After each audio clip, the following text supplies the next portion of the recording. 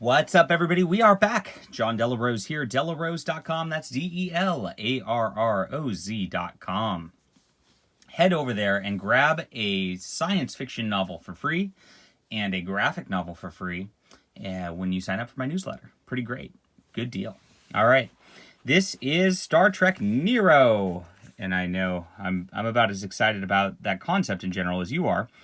This is volume 6 of the Eaglemoss Star Trek collection, which has these nice matching spines, and their objective was to print all of Star Trek's graphic novels. Now, I'm going to complain about this probably in every video from here on out where I review these, in that they are canceling this collection about 10 volumes shy of actually completing everything up to the end of DC and the modern era or whatnot.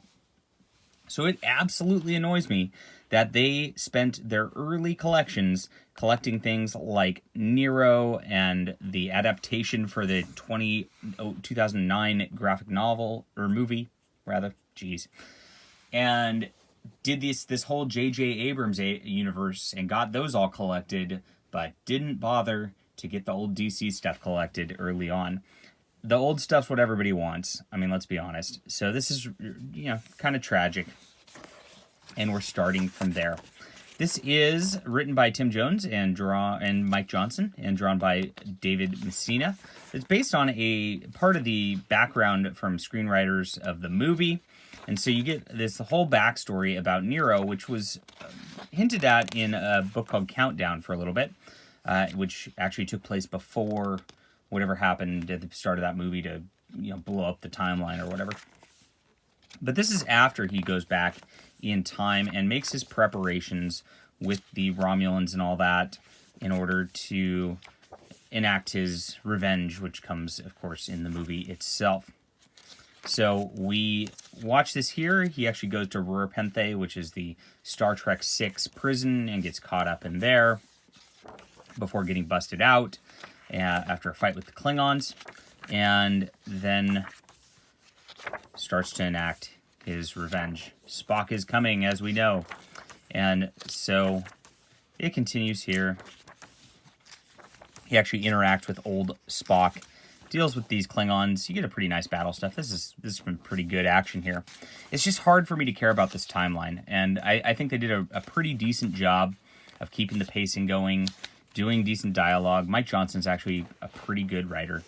But it's just the concept is really, really rough for me to care about.